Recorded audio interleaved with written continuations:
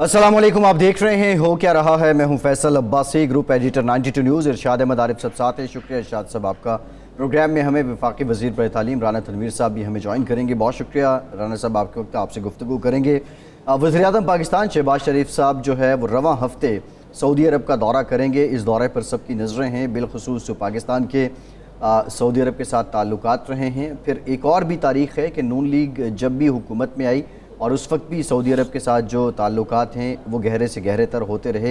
लेकिन most important जो मुआशी हवाले हैं, जो मुआशी हालात हैं इस वक्त पाकिस्तान के, इसलिए भी ये दौरा बड़ा अहम है। क्या एक मरतबा फिर सऊदी अरब हस्ब रिवायत पाकिस्तान की इन हालात पे कोई मदद करने जा रहा है या नहीं, इस पर मुफस्सल बात करेंगे। अफसोसनाक वाक़या पेश आया कराची में, जहाँ मुबैना तौर पर पुलिस के मुताबिक एक खुदकुश बमबार ने धमाका किया, जिसके नतीजे में 3 चीनी और 1 पाकिस्तानी बाशिंदा जहाँ बहक हुए हैं। इस पर तहक़ीक़ात अभी मज़ीद जारी हैं। लेकिन ये अफसोसनाक वाक़यात इस ऐसे वक्त में, रमज़ानुल मुबारक में, पाकिस्तान दुश्मन क़ुव्वतें हासिल क्या करना चाहती हैं, इस पर भी बात करेंगे। पाकिस्तान तहरीक इंसाफ ने आज पाकिस्तान भर में जो इलेक्शन कमीशन के दफातर हैं, बिलखुसूस जो मरकज़ी दफ्तर है इस्लामाबाद में इलेक्शन कमीशन का, उसके बाहर एहतजाज किया। और इस मौके पे इलेक्शन कमीशन पे काफ़ी तनकीद की गई। वज़ीर-ए-आज़म इमरान खान ने, साबिक़ वज़ीर-ए-आज़म इमरान खान ने तो यहाँ तक कह दिया कि जो चीफ़ इलेक्शन कमिश्नर हैं वो नून लीग के नुमाइंदे हैं। पीटीआई चाहती क्या है? इलेक्शन कमीशन को एक तनाज़े में डाल के, मुतनाज़े बना के पीटीआई चाहती कि, इस पर भी मुफस्सल बात करेंगे। इरशाद साहब, जो कराची का आज का वाक़या है उससे आगाज़ कर लेते हैं। इंतहाई अफसोसनाक वाक़या, और चीन के साथ जो पाकिस्तान के ताल्लुकात हैं वो हमेशा से बड़े गहरे रहे हैं। लेकिन रमज़ानुल मुबारक में और ऐसे वक्त में जब एक नई हुकूमत आई है, इस तरह के वाक़यात करना, इनका मकसद क्या है? देखें, इसके 2 पहलू हैं। एक तो खैर पाकिस्तान और चीन के ताल्लुकात को ख़राब करना मकसूद है, और इस वाक़े में और इससे पहले कई वाक़यात में BLA ने ज़िम्मेदारी कबूल की है, बलूचिस्तान लिबरेशन आर्मी जो है। इसका मतलब है, बताया जा रहा है कि बलूचिस्तान में पाकिस्तान मुखालिफ या अलहदगी पसंद क़ुव्वतें मज़बूत हो रही हैं, या इस कदर मज़बूत हैं कि वो बलूचिस्तान से बाहर भी कार्रवाई कर सकती हैं। तो ये इसका दूसरा पहलू है कि क्या हमारे जो इदारे हैं, हमारी जो एजेंसियां हैं, एक वक्त में तो हम ये दावा कर रहे थे कि हमने काफ़ी हद तक इस नासूर का ख़ात्मा कर दिया है और बराए नाम, लेकिन अब ये तसलसल से वाक़यात कभी इधर से होते हैं TTP की तरफ से, और कभी उधर से होते हैं BLA या दूसरी तंजीमों की तरफ से। तो ये हो सकता है कि इनका मिलाप भी हो सकता है। तो इसलिए इस वक्त हमारी फ़ौज को, हमारी खुफिया एजेंसियों को, हमारे जो पुलिस है, हमारे जो बाकी इदारे हैं, लॉ एंड फोर्स जो हैं, इन सब की तवज्जो का मरकज़ ये होना चाहिए कि इस तरह के वाक़यात की मुकम्मल जो है सद्देबाब इसलिए किया जाना चाहिए कि पाकिस्तान जिस राह पर खड़ा है, ये पाकिस्तान चीन के ताल्लुकात में एक नया मोड़ आया था कि ऐसा लगता था कि हम अमेरिका के हिसार से, अमेरिका के शिकंजे से निकल रहे हैं और चीन की तरफ, और चीन को हमने अपना प्रिंसिपल स्ट्रेटेजिक पार्टनर भी करार दिया। लेकिन इस तरह के जब वाक़यात होते हैं तो उसके नतीजे में चीन में एक एहसास पैदा होता है कि हमारे वहाँ बाशिंदे हमारे महफूज नहीं हैं, हमारी फिर सरमायाकारी भी महफूज नहीं होगी और हमारे मफादात भी महफूज नहीं होंगे। तो इसलिए हमें इन वाक़यात की रोकथाम भी करनी चाहिए, और इनके पीछे जो अवामिल हैं और जो अनासर हैं उन पर भी भरपूर तवज्जो देनी चाहिए कि क्या ये इन तंजीमों की अपनी कार्रवाइयाँ हैं या इनके पीछे कोई बैरूनी अनासर हैं जी, जो इनको तरबियत भी दे रहे हैं, इनको वसाइल भी फराहम कर रहे हैं, इनकी हौसला अफजाई भी कर रहे हैं, और उनके साथ हम किस तरह निपट सकते हैं। इनसे तो निपटेंगे जी, लेकिन उनके साथ निपटना भी ज़रूरी है, बिल्कुल ठीक, ताकि चीन को ये एहसास ना हो कि शायद हमारी जो है मफादात वहाँ। बिल्कुल ठीक है। राना साहब ने हमें ज्वाइन कर लिया।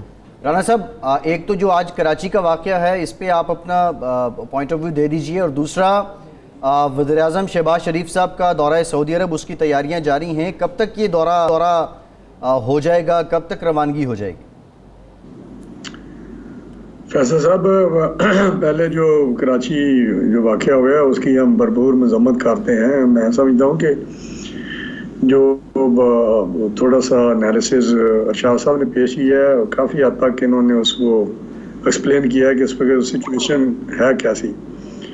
تو پاکستان کے جو مخصوص حالات ہیں اس میں بہت ساری قوتیں جو ہیں وہ ایسے واقعات کرنے کے لیے کار فرما ہیں, اور اسپیشلی جو آپ نے بات کی کوئی BLA کی یا TTP کی, لیکن اس کے ساتھ ساتھ جو BLA ہے یا کوئی دوسری قوتیں, اس میں میں سمجھتا ہوں کہ راہ جو ہے اس کا کنیکشن بعید القیاس نہیں ہے کہ راہ والے جو ایکٹیویٹی کرتے ہیں, کیونکہ ہندوستان کا جو اب ایک سلسلہ چلا ہے ہمارے ساتھ, وہ ٹریڈیشنل وار کی بجائے وہ پروکسی وار پہ زیادہ جا رہے ہیں, وسائل بھی دے رہے ہیں اور ٹریننگ بھی دے رہے ہیں اور آپریشن سائڈ پہ بھی وہ کام کر رہے ہیں.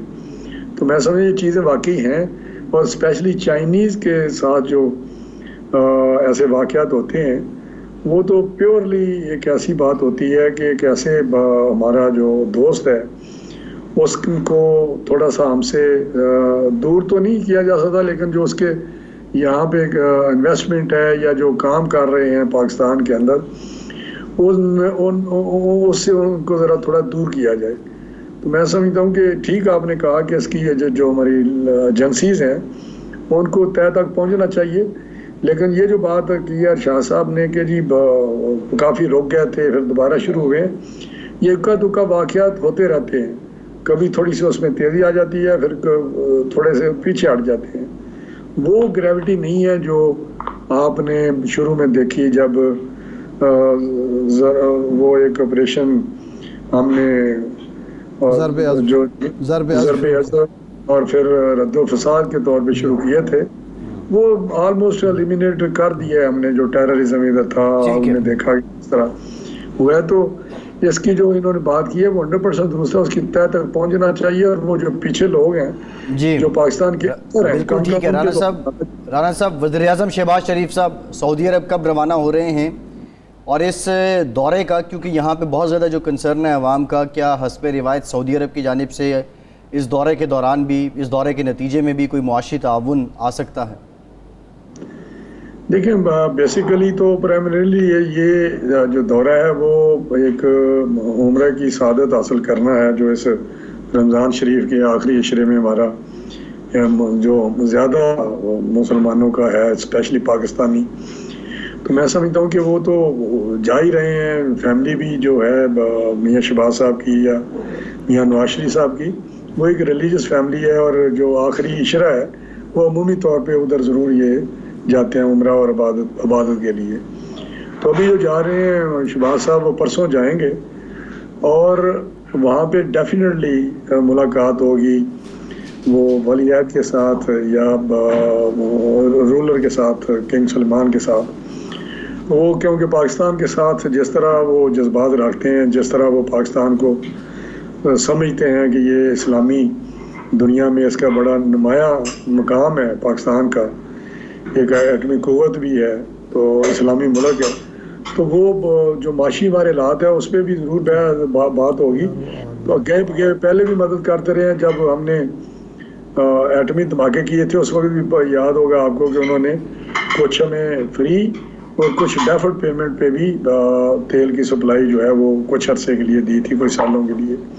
تو رانا صاحب یہ اس دفعہ بھی ممکن ہے کہ ڈیفر پیمنٹ پہ تیل مل جائے, کوئی $1.5 ارب جس طرح 2013 میں ہمیں گرانٹ ملی تھی, اس طرح کا بھی امکان موجود ہے یا سوچ بچار ہے, کوئی اطلاعات؟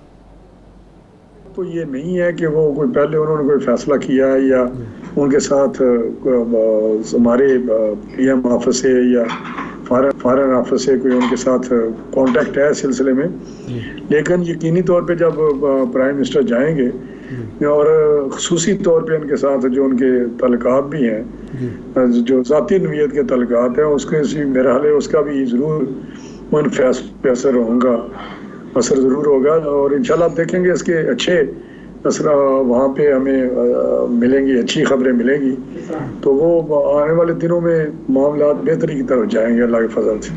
رانا صاحب, فواد چودھری صاحب کہتے ہیں کہ اگر اسٹیبلشمنٹ سے ہمارے تعلقات اچھے ہوتے تو اب بھی ہم اقتدار میں ہوتے. آپ نے ایک پروگرام میں, ایک TV کے پروگرام میں یہ کہا کہ عمران خان کی مہربانی سے ہمارے تعلقات اچھے ہوئے اسٹیبلشمنٹ سے، تو اس کا مطلب یہ حکومت کا بننا اور بگڑنا جو ہے بہتر اور برے تعلقات کا ہی نتیجہ ہوتا ہے؟ نہیں دیکھیں، یہ جو ہے یہ میں سمجھتا ہوں ایک آپ نے دیکھا کہ جو ایک سابق وزیر ہیں پی ٹی آئی کے اعجاز شاہ صاحب، انہوں نے بھی کہا تھا کہ اگر اس وقت پی ایم ایل این کے تعلقات خراب نہ ہوتے تو آج بھی P M L N government میں ہوتی اور میاں نواز شریف صاحب وزیر اعظم ہوتے۔ ابھی جو تھا مسئلہ آپ نے دیکھا ہوگا، شاہد خاقان صاحب نے کئی دفعہ کہا، ہم نے بھی کہا کہ یہ جو سپورٹ ان کو ملی ہوئی ہے یا جس طرح الیکشن کے ذریعے وہ آئے ہیں 2018 کے الیکشن میں سلیکٹڈ ہم کہتے تھے یا بٹھا دیے گئے ہیں، وہ ہمارا تو یہی تھا کہ اگر یہ بیساکھیاں پیچھے ہٹ گئیں، کھینچ لی گئیں یا ہٹا دی گئیں تو یہ بالکل خود ہی یہ چلے جائیں گے۔ تو یہ وہ جو بات تھی کہ ہم اس میں اب نیوٹرل ہیں، جس کی بات بھی اس نے جلسے میں بھی کی عمران خان صاحب نے، تو میرے خیال اب وہ فون کالیں نہیں ہوئی۔ باقی ہمارے تعلقات جو آپ بات کرتا ہے جس ریفرنس سے، وہ یہی تھا کہ عمران خان نے اپنے طور پہ جو بھی اس کے تعلقات تھے یا ان سے سلسلہ تھا، ان کے اپنے ایک بڑے اس وقت اتحادی ہیں چودھری پرویز علیہ صاحب، انہوں نے کہا کہ جی اس کی نیپیز بدلی جاتی تھیں اور بہت زیادہ اس کا کسی طرف سے ہوتا تھا، تو یہ بات تو فیکٹ ہے۔ لیکن اگر اس ادارے نے فیصلہ کیا ہے کہ ہم سیاست میں، پولیٹکس میں یا اس سسٹم میں دخل اندازی نہیں کریں گے تو یہ تو بہت اچھا ہے، بہت اچھا ہے ہمارے لیے۔ اور وہی بات ہے، ہم تو یہی کہتے ہیں کہ الیکشن صاف شفاف اور بغیر کسی مداخلت کے ہوں۔ تو اس ریفرنس سے یہ بات ہے، عمران خان نے خود ہی جو کیا ہے، تو ان کی سپورٹ ابھی میں آج ہی سن رہا تھا، احسن اقبال صاحب نے کہا کہ 4 سال جس طرح ماحول ملا ہے اس کو عمران خان کو حکومت کرنے کے لیے، وہ شاید کسی ڈکٹیٹر کو بھی نہیں ملا اس سے پہلے۔ تو ان کا جو حال ہے، نلائکی ہے یا جو بھی سمجھ لیں، تو وہ اس ماحول میں بھی، اس سپورٹ میں بھی کام ڈلیور نہیں کر پائے۔ تو میں سمجھتا ہوں اب یہ جو فواد چودھری بات کرتا ہے، ایک ارشاد صاحب ایک بات کرے نا، یا امریکن وہ سازش کی کنسپریسی کی بات کریں یا وہ اپنی ناراضگی کی بات کریں، تو یہ نہ کریں، کیونکہ ان کو پتہ ہے کہ اصل بات کیا ہے۔ اصل بات تو یہی ہے کہ ایک آئینی طور پہ ایک پروسیس ہوا۔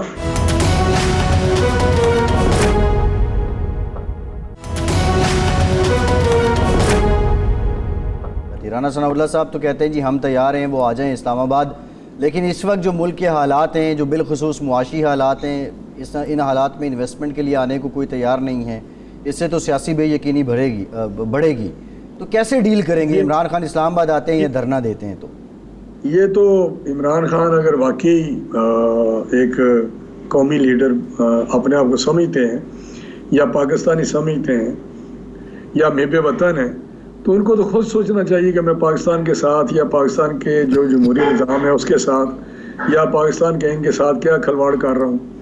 تو میں سمجھتا ہوں کہ یہ اس کی سوچ یا اس کا جو معاملات ہیں وہ اپنی جگہ، جو کسی طریقے سے بھی پاکستان کے لیے بہتر نہیں ہے ان کی سوچ۔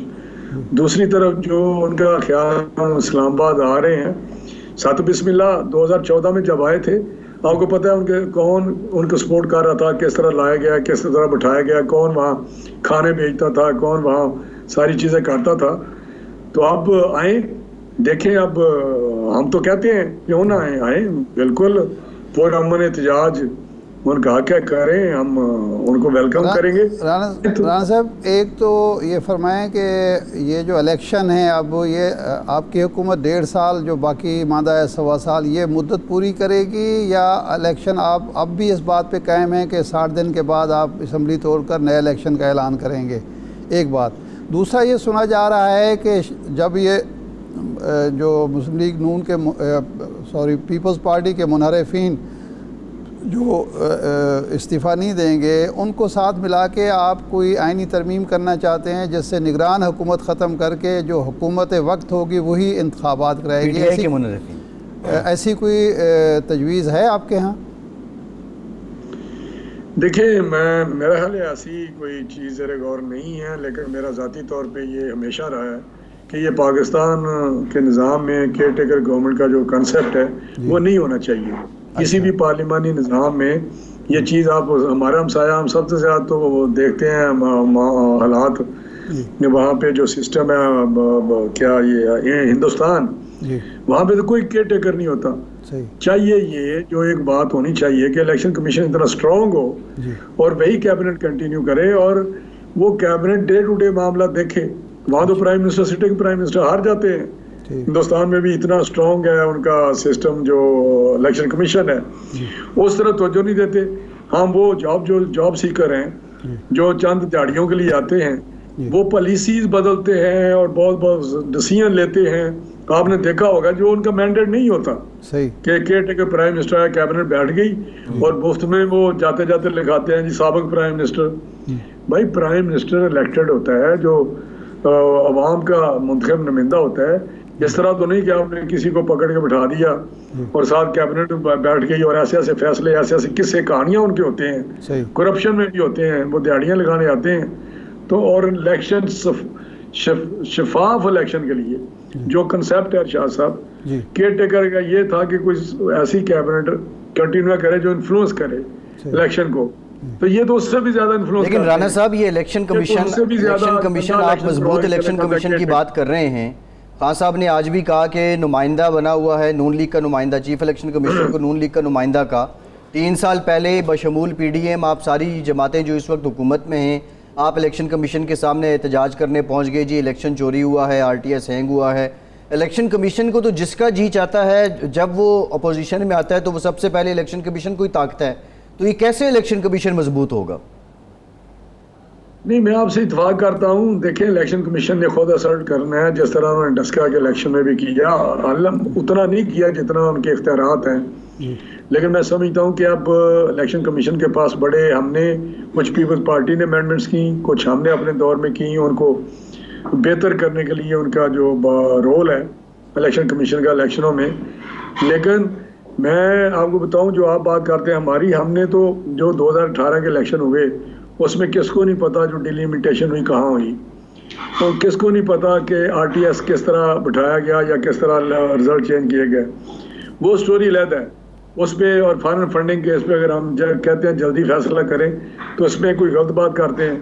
लेकिन खान साहब का मैंने देखा है कि जब भी कोई अदारा नॉट इलेक्शन कमीशन, चाहे वो सुप्रीम कोर्ट हो, चाहे आपका असम्बली नेशनल असम्बली हो, अगर उनके साथ हो वो बड़े बासूल लोग होते हैं, इत्तेहादी भी बड़े बासूल होते हैं। वो चोर डाकू खुद कह के भी वो यूटर्न लेते हैं, जिसको चपड़ासी कहते हैं, वो फिर बहुत ही आंख का तारा हो जाता है। ये उनका वतीरा है आखिरी, लेकिन हमारा तो नहीं है। आखिरी सवाल, सुप्रीम कोर्ट पे बमबारी शुरू कर देते हैं इलेक्शन कमीशन की। राना साहब आखिरी सवाल, आपके पास माशाल्लाह महकमा वज़ारत तालीम है, अहम तरीन वज़ारत है मुल्क के मुस्तकबिल के हवाले से। क्या यकसा निज़ाम तालीम का जो कॉन्सेप्ट साबका हुकूमत ने दिया और 5वीं जमात तक जो है यकसा निज़ाम तालीम राइज किया, इसको आप जारी रखेंगे या वो पुराना निज़ाम तालीम और निसाब तालीम वापस लाएंगे? नहीं, मेरा ख्याल है कि जो हमारा कंसेप्ट था वो थोड़ा सा डिफरेंट था यकसा निसाब के लिए। जो आप बात कर रहे हैं जो होना भी चाहिए, ज़रूरी भी है, किसी न किसी लेवल पे ये थोड़ी सी ज़रूरी चीज़ है कि हो बेसिक मिनिमम जो एक बेंचमार्क है वहाँ तक तो हमें जाना चाहिए। लेकिन जो सिंगल का लफ्ज़ है कि सिंगल यकसा निसाब, वो मेरा ख्याल है गलत थोड़ा सा मैसेज चला जाता है कि शायद हमको इम्पोज हर जो मदरसा है या स्कूल है या अदारा है तालीमी, उस पर कोई इम्पोज कर रहे हैं, ऐसी बात नहीं।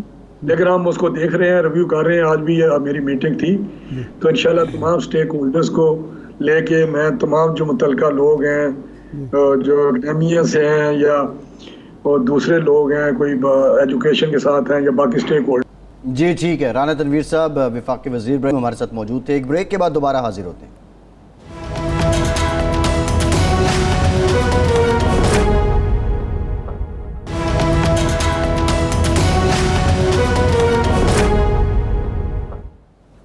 بریک کے بعد ایک بار پھر سے آپ کو خوش آمدید کہیں گے. جو اس وقت پاکستان کی پارلیمان ہے اس میں شہباز شریف صاحب کا انتخاب ہو گیا, وہ اب وزیر اعظم ہیں, ان کی کابینہ تشکیل ہو گئی, لیکن جو اپوزیشن لیڈر ہیں تاحال ان کا تقرر نہیں ہو سکا ہے. اس کے لیے بہت سے امیدواران ہیں. حسین الہی صاحب جو مسلم وقاف کی جانب سے ہیں, غوث بخش مہر صاحب جی ڈی اے کی طرف سے, اور جو پی ٹی آئی کے منحرف لوگ تھے ان میں سے 2 امیدوار ہیں اپوزیشن لیڈر کے, نور عالم خان صاحب اور راجہ ریاض صاحب. نور عالم خان صاحب نے کوئی 12 لوگوں کی حمایت کے ساتھ درخواست دی ہے, جبکہ راجہ ریاض صاحب نے 10 لوگوں کے دستخط کے ساتھ جو ہے وہ درخواست دی ہے اسپیکر کو اپوزیشن لیڈر کے لیے. ارشاد صاحب, اب ظاہر ہے ان میں سے اپوزیشن لیڈر کسی ایک نے تو بننا ہے, اور جو قوی امکانات ہیں وہ نور عالم خان صاحب ہو جائیں گے. لیکن آپ سمجھتے ہیں, ویسے نور عالم خان صاحب کا ایک خاصہ تو تھا, وہ جب وہ پی ٹی آئی میں بھی تھے تو وہ اپوزیشن لیڈر ہی تھے اور وہ بڑی دبنگ بات کرتے تھے. نور عالم خان صاحب اسی طریقے سے اگر سیاست کرتے رہے اور اپوزیشن لیڈر بن گئے تو موجودہ پارلیمان میں جو حکومتی اتحاد ہے وہ زیادہ دیر ان کو اپوزیشن لیڈر رہنے دے گا؟ دیکھیں 1977 کی جو اسمبلی آئی تھی نا, تو پنجاب اسمبلی کا بلکہ باقی صوبائی اسمبلیوں کا المیہ یہ تھا کہ اپوزیشن نے الیکشن میں حصہ ہی نہیں لیا تھا. ہوا یہ کہ جب ان دنوں قومی اسمبلی کے الیکشن اور صوبائی اسمبلی کے الیکشن الگ الگ ہوتے تھے. قومی اسمبلی کے الیکشن میں جب دھاندلی ہوئی اور بڑی ننگی قسم کی دھاندلی ہوئی تو پی این اے نے اعلان کیا کہ ہم تو صوبائی اسمبلی میں کے الیکشن میں حصہ نہیں لیں گے. چنانچہ وہ ان اپوز ہی سارے ہو گئے, اور چونکہ اپوزیشن تھی نہیں, ان کے امیدوار جو تھے وہ ودڈرا کر گئے تھے, تو پھر جوش خروش بھی نہیں رہا. وہ پولنگ اسٹیشن پر بس الو ہی بول رہا تھا, دلچسپی جو نہیں رہی لوگوں کو. تو پھر مسئلہ یہ ہوا کہ پنجاب میں کیا کیا جائے. تو کچھ لوگ جو آزاد الیکشن لڑے تھے, آزاد لڑ کر آ گئے تھے, ان کا ایک گروپ بنایا گیا. جی. اور علامہ رحمۃ اللہ ارشد صاحب جو ہمیشہ آزاد ہی لڑا کرتے تھے اور جیت کے بیٹھتے ہوئے اپوزیشن کی بینچوں پر, تو ان کو پھر قائد حزب اختلاف بنا دیا. وہ 2-3 مہینے کے لیے تھے. تو اب بھی میرے خیال ہے ان کو, لیکن ایک چیز ہے کہ یہ سارے ارکان جو ہیں, نور عالم خان ہو یا راجہ ریاض صاحب ہوں, یہ کسی پارٹی کے نمائندہ تو نہیں ہیں. پی ٹی آئی کو یہ چھوڑ چکے ہیں. جی. پی ٹی آئی نے ان کے خلاف ریفرنس فائل کر دیا ہے. جی. یہ نہ ہو کہ پتہ چلے کہ جناب اپوزیشن لیڈر نااہل ہو گئے ہیں اور پھر نیا انتخاب کرنا پڑے. تو میرا خیال سوچ سمجھ کے ایسے شخص کو انتخاب کر لیا جائے جس کی پارٹی ہے اور جس نے نااہل نہیں ہونا کم از کم. ویسے جو اگر ہم دیکھیں ایک ایک کر کے پاکستان تحریک انصاف کی ڈیمانڈز جو الیکشن کمیشن سے تھی وہ پوری ہوتی جا رہی ہیں. آج بھی افطار کے ٹائم ہم نے دیکھا جو ترجمان تھے الیکشن کمیشن کے, ان کی جانب سے یہ بھی خبر آئی کہ جو دیگر جماعتیں ہیں, نون لیگ ہے, پیپلز پارٹی, ان کے بھی جو ان کے کھاتوں سے متعلق جو کیسز ہیں ان کے بھی سماعت جو ہے وہ مقرر کر دی گئی ہیں. پاکستان تحریک انصاف کی آلریڈی ایک ڈیسیژن آیا تھا, ہائی کورٹ کا رولنگ تھی, وہ کل فیصلہ معطل ہو گیا. اب 30 دن سے زیادہ کا ٹائم مل جائے گا الیکشن کمیشن کو. پھر یہ ریفرنس بھی گیا ہوا ہے, لیکن اس ریفرنس پہ ارشاد صاحب 63(1)(a) اور 1(b) جو ہے اس کو مد نظر رکھتے ہوئے جو لے رہی ہے, جو گراؤنڈ لے رہی ہے پاکستان تحریک انصاف, اس کو شاید ثابت کرنے میں تو بہت ٹائم لگے گا. الیکشن کمیشن اور P T I, Imran Khan کا یہ کہنا, نون لیگ کا نمائندہ بیٹھا ہوا ہے چیف الیکشن کمشنر, حالانکہ عمران خان نے خود چیف الیکشن کمشنر جو تھے ان کا تقرر کیا تھا. آپ سمجھتے ہیں کہ لوگ اس کو بائی کریں گے اور یہ حقیقی بات ہے؟ دیکھیں ایشو یہ نہیں ہوتا کہ کس نے بنایا تھا, ایشو کنڈکٹ کا ہوتا ہے کہ کیا ایک آدمی کا جو طریقہ کار ہے, انداز کار ہے, اس سے دوسری پارٹی مطمئن ہے یا نہیں ہے. ایک تو بات, جو چیئرمین نیب ہیں وہ میاں نواز شریف صاحب نے, یعنی شاہد خاقان عباسی صاحب اس وقت وزیر اعظم تھے, انہوں نے, اور خورشید شاہ صاحب قائد حزب انہوں نے بنایا تھا, لیکن دونوں شاکی رہے ان سے. جی. ہم لوگ جب کہتے تھے کہ جناب یہ بنایا, تو آپ لوگ تو کہتے ہمیں کیا پتہ تھا کہ یہ کام ہمارے ساتھ ہوگا. تو یہ تو غیر متنازع شخصیت ہونی چاہیے, رہنی چاہیے, ایک بات. دوسری بات یہ ہے کہ یہ جو منحرف ارکان کے ریفرنس کا, دیکھیں میں جب یہ کہتا ہوں تو بہت سارے دوست برا مناتے ہیں کہ یہ ہمارا جو آئین ہے نا, ہر شخص نے, خواہ وہ فوجی حکمران تھا خواہ وہ سول حکمران تھا, اس نے اپنے ضرورتوں کے تحت اس میں ترمیم کی اور قانون سازی کی اور ایک گورکھ دھندا بنا دیا. ایک طرف پارٹی ہیڈ کو یہ کہا جا رہا ہے کہ وہ اگر کسی ممبر کے بارے میں سمجھتا ہے کہ وہ فلور کراسنگ کر چکا ہے تو وہ جناب چیف قومی اسمبلی کے اسپیکر کو لکھے گا کہ اس کا ہماری پارٹی سے تعلق نہیں رہا، یہ منحرف ہو چکا ہے، اور وہاں پیرامیٹرز بھی بتا دیے گئے کہ کس موقع پر اس موقع پر، یہ نہیں کہ ہر وقت وہ اس کے پیچھے۔ پھر اس میں الیکشن کمیشن کو لے آئے۔ بھائی جب پارٹی ہیڈ نے کہہ دیا اور الیکشن جو اسپیکر قومی اسمبلی ہے جو کسٹوڈین ہے وہ دیکھ رہا ہے اس کے کنڈکٹ کو، ممبر کے کنڈکٹ کو وہ دیکھ رہا ہے کہ اس نے پارٹی پالیسی سے انحراف کیا یا نہیں، اس نے لکھ دیا، تو الیکشن کمیشن کا کام ہونا چاہیے نوٹیفائی کرنا، نہ یہ کہ وہ تحقیقات پھر شروع کر دے۔ لیکن ارشاد صاحب دیکھیں اس میں وہ جو 3 کنڈیشنز ہیں، وہ 3 کنڈیشنز پہ جا کے وہ فیل ابھی اس کا مرتکب نہیں ہوئے نا۔ نہیں دیکھیں میں یہ نہیں کہہ رہا کہ ایسے ہونا چاہیے، میں نے کہا جب یہ آپ نے کیا ہے تو اس کے اندر ایک تضاد رکھ دیا ہے، دوغلی پیدا کر دی ہے کہ پھر پارٹی تو ختم ہوگی، پھر تو الیکشن کمیشن کا ہی فیصلہ ہوا نا کہ پارٹی ہیڈ، پارٹی کی پالیسی، پارٹی سے وفاداری، وہ تو بے مانی چیزیں ہوں۔ بالکل ٹھیک ہے، تو الیکشن کمیشن کو یہ اختیار دے دیں کہ وہ فیصلہ کرتا ہے۔ پھر یہ بات آپ کی بالکل ٹھیک ہے، جو قانون ہے اس کے اندر ایک کہہ رہے ہیں کہ کنٹرڈکشن جو ہے سکم ہے آپ پائی جاتی ہے۔ ایک بریک لیتے ہیں، بریک کے بعد نگراں حکومت ختم کرنے کی جو بات کی ہے رانا تنویر صاحب نے، جو انہوں نے اپنی خواہش پہ ظاہر کی ہے، لیکن یہ ایک اپروچ پائی جاتی ہے، اس سے کیا ہوگا اور جو پڑوسی ملک کی مثالیں دی جاتی ہیں وہاں پہ کیا ہوتا ہے، یہ بریک کے بعد آپ کو بتاتے ہیں۔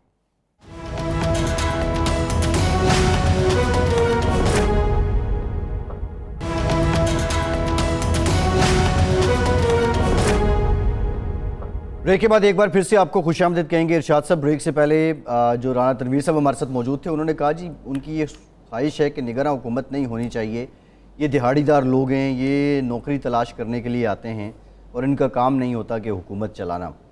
اب پڑوسی ملک کی انہوں نے مثال دی، بھارت میں ہم نے دیکھا کہ جو پچھلا الیکشن ہوا وہ تقریباً 50-50 کا مقابلہ تھا، پھر ایٹ دا اینڈ ہم نے دیکھا کہ مودی صاحب اس میں فتح یاب ہو گئے اور بڑے مارجن سے فتح یاب ہو گئے، کانگریس کہیں دور رہ گئی۔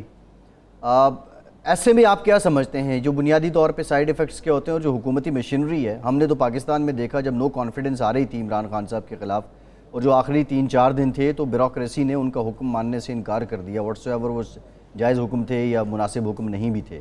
تو آپ سمجھتے ہیں کہ اگر نگراں حکومت نہیں ہوگی، ایک سٹنگ گورنمنٹ ہوگی اور آنے والے پولز اتنے زیادہ سرویز اتنے زیادہ اس کو ڈیفائن نہیں کر رہے ہوں گے تو وہ سسٹم کو یوز کر سکے گا اپنی فیور میں؟ پہلی تو ہمیں یہ سمجھنا ہوگا کہ ہمارے ہاں یہ نگران حکومت کا تصور کیسے آیا۔ 77 میں ایک الیکشن ہوئے اور اس میں اتنے بڑے پیمانے پر دھاندلی ہوئی کہ اس کے خلاف ایک بڑی تحریک چلی، تحریک کے بعد مذاکرات ہوئے اور مذاکرات میں ذوالفقار علی بھٹو صاحب یہ مان گئے کہ دوبارہ الیکشن ہوں گے، ٹھیک ہے، لیکن اصرار ان کا یہ تھا کہ دوبارہ الیکشن میں بھی میں ہی وزیر اعظم رہوں گا، جس کو دوسری جماعتیں ماننے کے لیے تیار نہیں تھی۔ وہ کہتے آپ ہی سے تو اختلاف ہے، آپ ہی نے تو دھاندلی کرائی ہے ساری، تو آپ کو وزیر اعظم کیسے مان لیں؟ وہ خیر مذاکرات کامیاب ہوئے، ناکام ہوئے، ختم ہو گئی حکومت۔ پھر 85 کے الیکشن ہوئے، وہ غیر جماعتی اسی لیے کرائے گئے کہ کوئی مسئلہ نہ ہو۔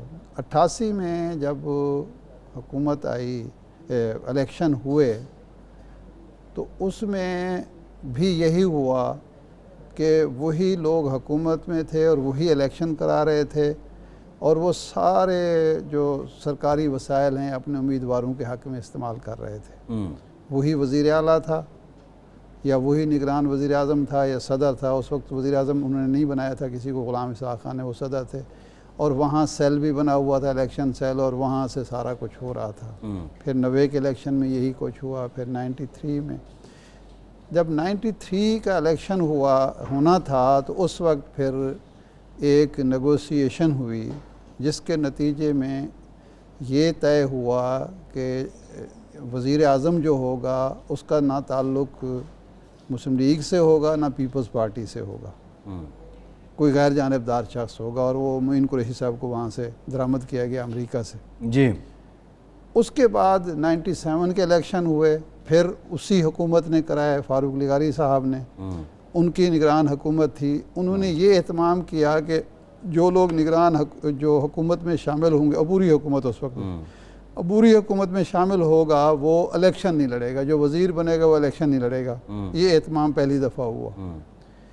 اس کے بعد پھر جب یہ موجودہ پیپلز پارٹی اور مسلم لیگ نون مل بیٹھ کے یہ طے ہوا کہ آئندہ سے ایک نگران حکومت ہوا کرے گی، جی، جو بلکہ مشرف کے دور میں یہ طے ہوا کہ اب نگران حکومت ویسے نگران حکومت پہ کوئی تنازع تو نہیں آیا آج تک؟ نگران حکومت پہ تنازع نہیں آیا، اور اسی لیے نہیں آیا کہ وہ قائد حزب اختلاف اور قائد ایوان مل کر بناتے ہیں، لیکن اب جو ہم سن رہے ہیں، اسی لیے میں نے سوال کیا تھا رانا صاحب سے، ہم سن رہے ہیں کہ یہ تصور جو ہے ختم کیا جا رہا ہے، اور کیوں ختم کیا جا رہا ہے اس کی کوئی جسٹیفیکیشن پیش کی جائے گی جب یہ باقاعدہ ٹیبل ہوگی یہ تحریک۔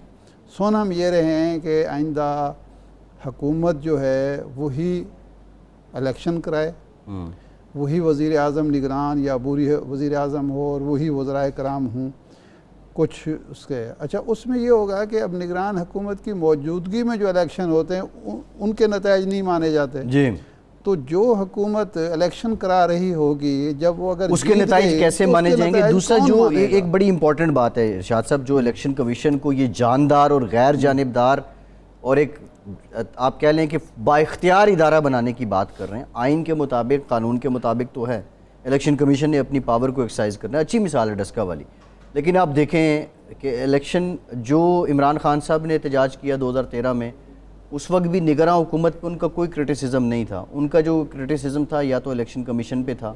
2018 میں یہ لوگ آئے، ان کا کرٹیسزم الیکشن کمیشن پہ تھا۔ الیکشن کمشنر فخر الدین جی ابراہیم ہوں یا راجہ سکندر سلطان ہوں، کوئی بھی ہو، ان کو برابر ان سب سیاسی جماعتوں کی جانب سے تنقید کی جاتی ہے، برابر کو ان کو لتاڑا جاتا ہے۔ اب مسئلہ یہ ہے کہ کیا ساری سیاسی جماعتوں نے چیف الیکشن کمشنر کو اتنا با اختیار بنا دیا ہے، اور کیا الیکشن کمیشن کی پار ایک اتھارٹی جیسی ہیں کہ جن کو چیلنج نہ کیا جا سکے اور وہ الیکشن کروائے؟ دیکھیں، اصل میں جو مسئلہ ہے ہندوستان میں اس لیے الیکشن پر تنازع نہیں ہوتا کہ ہندوستان کی سیاسی جماعتوں نے اپنے اندر اتنی رواداری برداشت پیدا کر لی ہے دوسرے جماعت کے حقوق کو تسلیم کرنے کی، جی، اور اداروں کو اتنا اہمیت دینا شروع کر دی ہے کہ وہ چھوٹے موٹے تنازعات کی وجہ سے کوئی بڑا قومی بحران جنم نہیں لیتا، ایک وجہ۔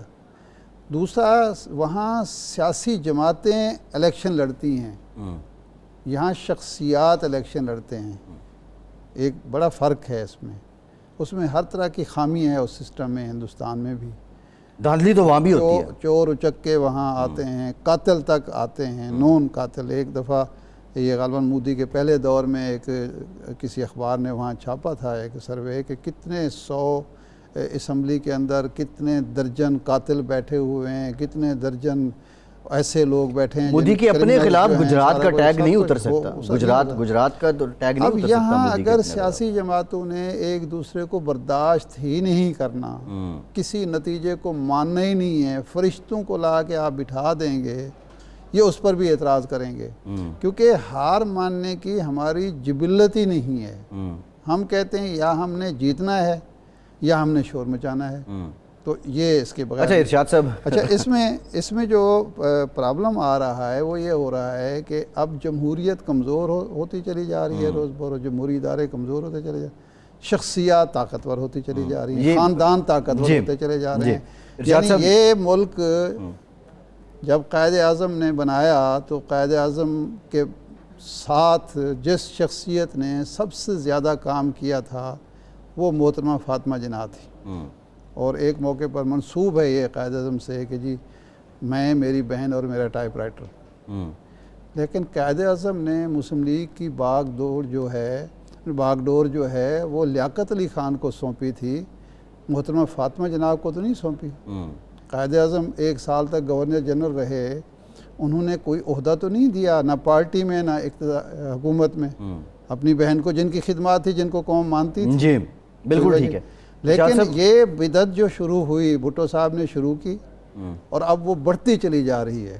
اب ایک شخص کا مسئلہ نہیں رہا کہ وہ اپنے بعد کسی خاندان کے فرد کو پارٹی سونپے. وہ اپنی موجودگی میں چاہتا ہے کہ خاندان کا کوئی فرد اقتدار سے باہر رہنا نہیں چاہیے, کیونکہ تاکہ کوئی گلہ نہ کر سکے کہ انکل. لیکن یہ تو ارشاد صاحب آپ دیکھیں نا, ہم اس خطے کی بات کر رہے ہیں, اب موروثی تو اس خطے کا ہی مسئلہ ہے نا. ہم تو کوئی ایبسولوٹ ورلڈ یا آپ کہہ لیں کہ بہت بڑی سوشل ویلفیئر ورلڈ میں تو نہیں رہے. جواہر لال نہرو کے بعد وزیر اعظم اندرا گاندھی نہیں بنی تھی, لیکن آپ ابھی موروثی کا مطلب یہ نہیں ہے کہ اگر کوئی شخص خدمات انجام دے رہا ہے, پارٹی میں کام کرتا ہے اور کسی وقت اقتدار میں آ جاتا ہے تو کسی کو اعتراض نہیں. بالکل ٹھیک. لیکن ایک بٹھا کے جائے کہ میں جا رہا ہوں تو یہ بیٹھے گا اور اس کے بعد یہ بیٹھے گا, یہ موروثی ہوتا ہے. وہ موروثی نہیں ہے. کینیڈی خاندان کی مثال دی جاتی ہے تو وہ جو کینیڈی جونیئر تھا اس کی بھی خدمات تھیں پارٹی میں. پارٹی نے اس کو نامزد کینیڈی نے نہیں کیا تھا. جارج بش کو سینئر نے جارج بش جونیئر کو اقتدار نہیں سونپا تھا, نہ پارٹی سونپی تھی.